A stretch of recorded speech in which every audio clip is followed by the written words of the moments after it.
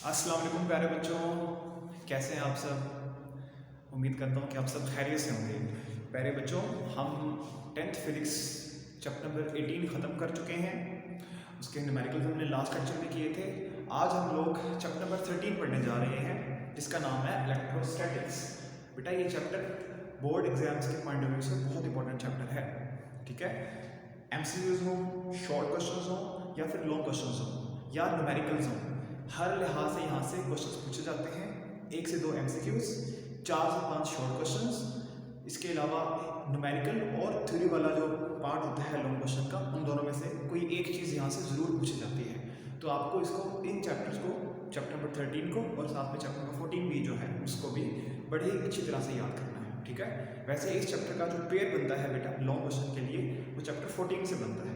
और इसमें ख़तरनाक बात हमारे लिए ये है कि हमें ये नहीं पता होता कि थ्योरी वाला क्वेश्चन कहाँ से आएगा और न्यूमेरिकल वाला कहाँ से आएगा।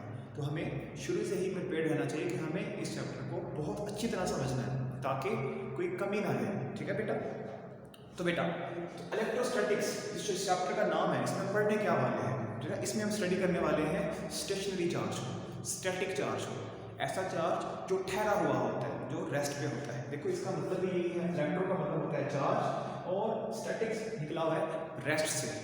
ये स्टैटिक्स बोलते हैं सॉर्ट ऑफ रेस्ट को, कोई ऐसी चीज़ जो रेस्ट पे हो उसके लिए हम स्टैटिक का वर्ड यूज करते हैं। ठीक है, तो ऐसे चार्ज जो रेस्ट पे होते हैं उनके बारे में हम पढ़ेंगे इलेक्ट्रोस्टैटिक्स के अंदर। ठीक है, study of charges and rest. ठीक है, इस चैप्टर में हम लोग इन चार्जेस की प्रॉपर्टीज को स्टडी करेंगे। ये कुछ 2 प्रॉपर्टीज मैंने लिखी है यहाँ पे, इलेक्ट्रिक फील्ड होती है, इलेक्ट्रोस्टैटिक पोटेंशियल होता है, इनको हम स्टडी करेंगे।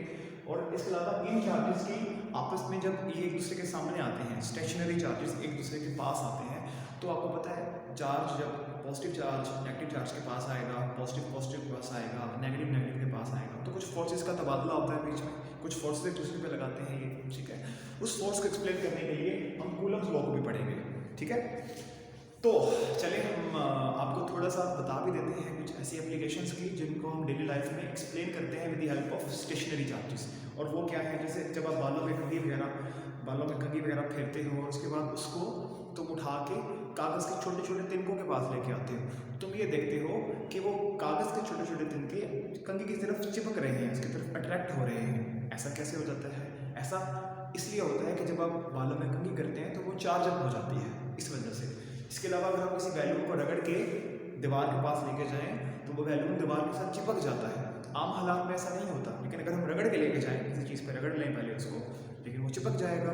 वैसे ही अगर हम 2 शीशे की बोतल्स ले लें और उनको किसी सिल्क की क्लॉथ के साथ रब करें, दोनों को रब करें और दोनों को एक दूसरे के पास लेके आएँ, तो हम ये पाएंगे कि दोनों एक दूसरे को अट्रैक्ट करने लगी हैं। अभी हमने दोनों को छुआ नहीं एक दूसरे के साथ, अभी कुछ फासले पे हैं दोनों, लेकिन दोनों एक दूसरे को अट्रैक्ट करने की कोशिश करेंगे। मान लो दोनों को आपने किसी धागे से उनका मुंह बांध के लटका दिया, जैसे करीब करोगे देखोगे दोनों एक दूसरे को अट्रैक्ट कर रही हैं, दोनों एक दूसरे की तरफ मूव कर दोनों एक दूसरे को रिपेल कर रही हैं, कि दोनों पे सेम चार्ज होगा, रिपेल करेंगे।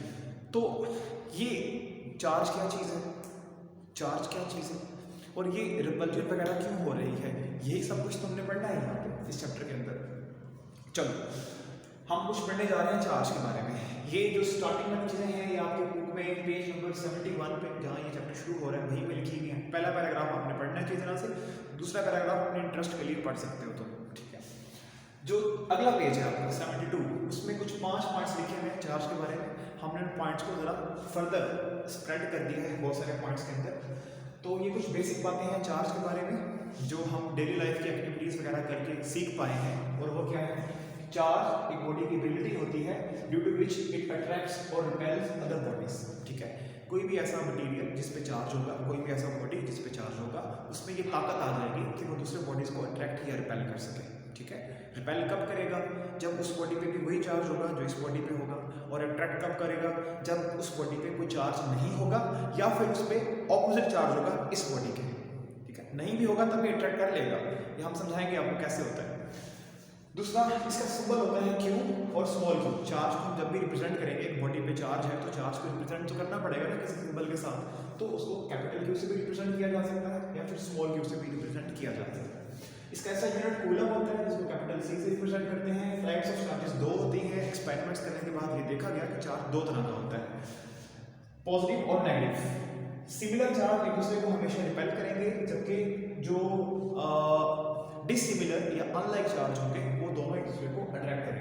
ठीक है। चार्ज हमेशा मैस के साथ आता है, मतलब जिस बॉडी में हम चार्ज प्रोड्यूस करने जा रहे हैं उसका कुछ ना कुछ मैस होना ज़रूरी है, ठीक है, चाहे थोड़ा हो चाहे ज़्यादा हो। लेकिन अगर मैस नहीं है तो चार्ज का भी वजूद नहीं है, क्योंकि जो चार्ज होता है वो असल में आता है by the transfer of electrons.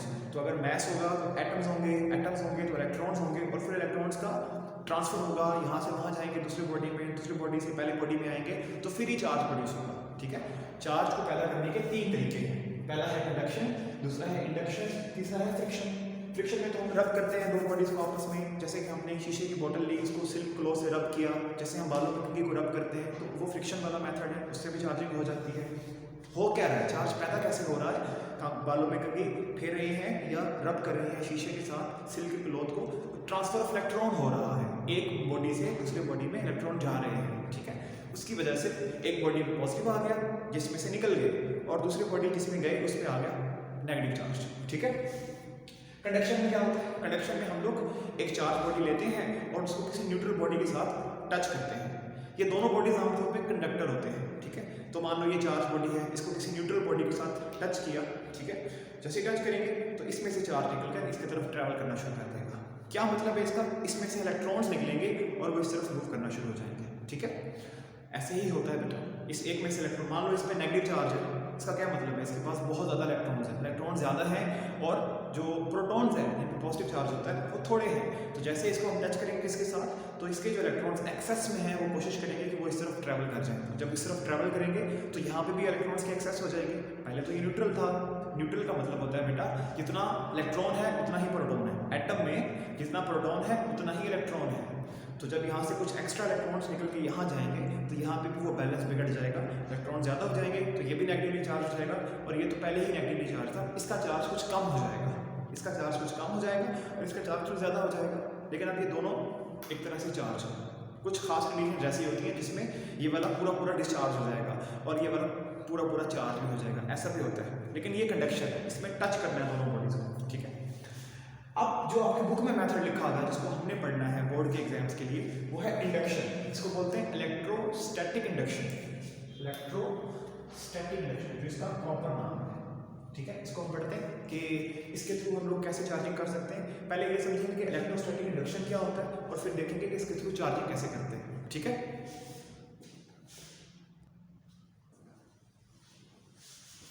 Okay बच्चों, तो हमने पीछे पढ़ा कि 3 मेथड्स होते हैं, उसमें हम इस मेथड को पढ़ने जा रहे हैं। ये मेथड आपके बुक में पेज नंबर 172 और 72 और 73 पे लिखा हुआ है, ठीक है बेटा। ओके, ये जो मेथड है 72 और 73 पे लिखा हुआ है, ये शॉर्ट और लॉन्ग दोनों के लिए इंपॉर्टेंट है। ज़्यादातर यहाँ से शॉर्ट क्वेश्चन आता है जिसमें इस मेथड के बारे में पूछा जाता है कि ये इलेक्ट्रोस्टैटिक इंडक्शन है क्या चीज़। तो ये एक प्रोसेस है, एक मेथड है, चार्ज करने का मेथड है, ठीक है। और ये कैसे काम करता है, ठीक है। तो देखो, इस मेथड को समझने के बाद आप समझ पाएंगे कि जब हम बालों में कंघी फेरने के बाद, रब करने के बाद जब कागज़ के पास लेके आते हैं तो कागज़ के वो छोटे छोटे जो तिनके होते हैं उन पर तो कोई चार्ज नहीं होता, वो तो बिल्कुल न्यूट्रल होते हैं, ठीक है। उसके पास लेकिन जैसे कंघी लेके आते हैं तो वो अट्रैक्ट हो जाते हैं उस कंघी की तरफ, उस कॉम्ब की तरफ। ऐसा कैसे होता है, ऐसा इस मेथड की वजह से होता है, इस फिनोमेना की वजह से होता है, इसको हम समझ पाएंगे, ठीक है। तो देखो, अगर हमारे पास एक कंडक्टर हो, मान लो ये एल्यूमिनियम का हमने एक सफ़ेद लिया, ठीक है, और इसको हमने उठा के रख दिया एक स्टैंड के ऊपर, ये नीचे हमने एक स्टैंड रखा हुआ है, ये प्लास्टिक का बना हुआ स्टैंड है और आपको पता है प्लास्टिक इंसुलेटर है। तो ऊपर कंडक्टर है, नीचे इंसुलेटर है, इस चीज़ को पता क्या बोलेंगे, इस पूरी चीज़ को बोलेंगे इंसुलेटेड कंडक्टर, इंसुलेटेड कंडक्टर, ठीक है। ऐसे कंडक्टर को जिसको हमने इंसुलेट किया हुआ होता है with the help of some insulator, जैसे हमने यहाँ प्लास्टिक का स्टैंड यूज किया है, प्लास्टिक स्टैंड, इसको बोलेंगे ये इंसुलेटर है और ये कंडक्टर है एल्यूमिनियम सफ़ेद, एल्यूमिनियम का सफ़ेद है, ठीक है। तो ये एल्यूमिनियम सफ़ेद, ये कंडक्टर है, ये इंसुलेटर है, इसको बोलेंगे, इस पूरी चीज़ को बोलेंगे इंसुलेटेड कंडक्टर। हमने एक इंसुलेटेड कंडक्टर लेना है, ठीक है बेटा, और हमने इस चीज़ का ख्याल रखना है कि उसमें जो कंडक्टर है उस पर कोई चार्ज नहीं होना चाहिए, वो न्यूट्रल होना चाहिए। न्यूट्रल होने का मतलब क्या है बेटा, कि इसमें जितने नंबर ऑफ इसके एटम्स होंगे एल्यूमिनियम के जो एटम्स होंगे उसमें जितने नंबर ऑफ प्रोटॉन्स होंगे उतने ही नंबर ऑफ न्यूट्रॉन्स होंगे, या आसान अल्फाज में कह लो जितना इसमें नेगेटिव चार्ज होगा उतना ही इसमें पॉजिटिव चार्ज होगा। ठीक है, चार्ज होता है वैसे इसमें, ये नहीं कि चार्ज नहीं होता, लेकिन ओवरऑल जो नेट चार्ज होता है वो जीरो होता है, क्योंकि जितना पॉजिटिव है उतना ही नेगेटिव होता है। ठीक है, न्यूट्रल बॉडी में ऐसा नहीं है कि कोई चार्ज होता ही नहीं है, नेगेटिव चार्ज भी होता है, पॉजिटिव चार्ज भी होता है, लेकिन दोनों की चूंकि क्वांटिटी टोटल सेम होती है तो दोनों एक दूसरे के इफेक्ट को बैलेंस कर देते हैं, टोटल चार्ज बहरहाल इस तरह से जीरो हो जाते हैं। ठीक है, तो टोटल चार्ज होता है जीरो होता है। तो हमने ऐसे ही एक एल्यूमिनियम का सफेद ले लिया, इसको हमने इंसुलेट कर दिया with the help of plastic stand. ऐसा हमने इसलिए किया ताकि चार्ज यहाँ से ट्रैवल करके नीचे ना जाए।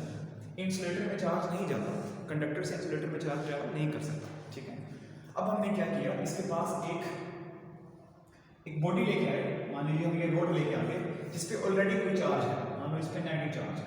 ठीक है, इसके पास एक चार्ज बॉडी लेके आना है।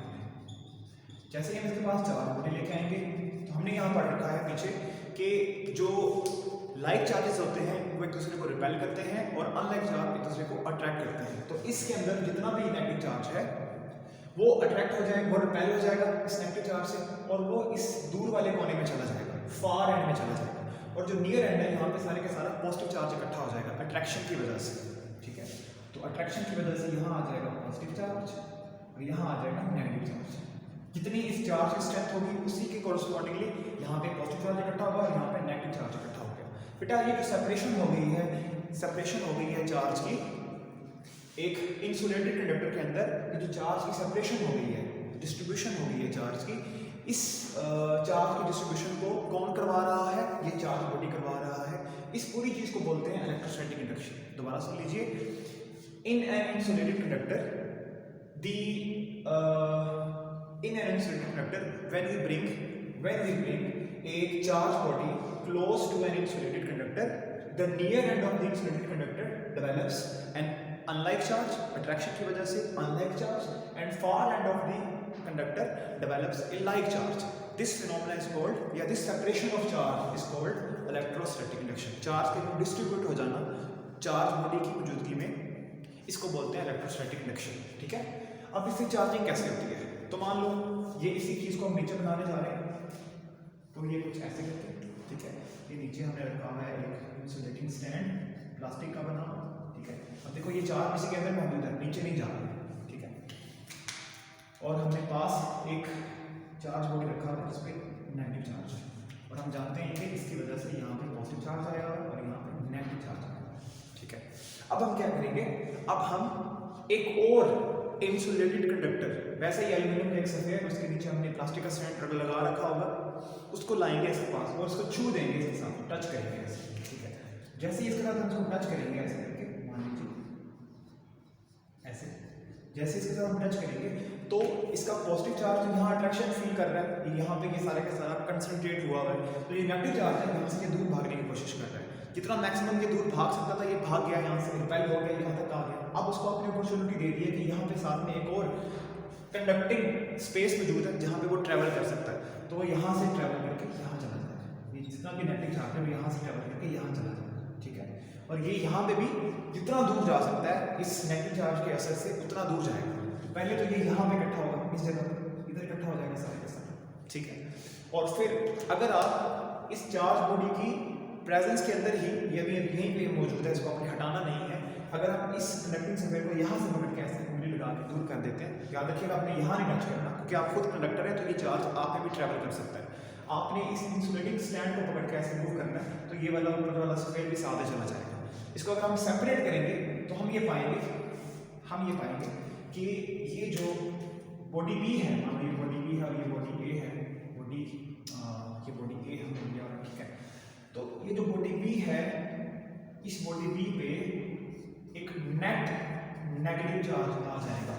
ठीक है, इस पे नेट नेगेटिव चार्ज आ जाएगा। पहले ये नेगेटिव चार्ज सारे का सारा इस कोने में लगा हुआ था, क्योंकि यहाँ से रिपल्जन हो रही थी। ठीक है, हाँ बेटा, इसकी रिपल्जन यहाँ तक इफेक्ट कर रही है, यहाँ तक इसको इफेक्ट कर रही है। ठीक है, लेकिन जैसे ही हमने इसको सेपरेट किया, अब ये इसके इन्फ्लुएंस से बाहर चला गया, ठीक है, और ये जो नेगेटिव चार्ज था, अब बजाय इसके कि ये एक कोने के अंदर सारे का सारा कंसंट्रेट करे, ये पूरे बॉडी में फैल जाए। ये प्रॉपर्टी होती है कंडक्टर की कि उसमें जब चार्ज ट्रैवल करता है तो चार्ज एक जगह पे कंसंट्रेट करना पसंद नहीं करता, बल्कि जैसे ही उसको अपॉर्चुनिटी मिलती है वो पूरे बॉडी में फैल जाता है, तो ये पूरे उसके बॉडी के अंदर फैल जाएगा, ठीक है। और ये जो आपका दूसरा इंसुलेटेड कंडक्टर है, इसका जो कंडक्टिंग पार्ट है इसमें अभी एक तरफ सारे का सारा पॉजिटिव चार्ज है यहाँ पे, ठीक है, और वो सारे का सारा पॉजिटिव चार्ज इस नेगेटिव चार्ज की वजह से है, यहाँ पे सारे का सारा जो पॉजिटिव चार्ज है वो इस नेगेटिव चार्ज की वजह से, वो अभी भी यहीं पे है।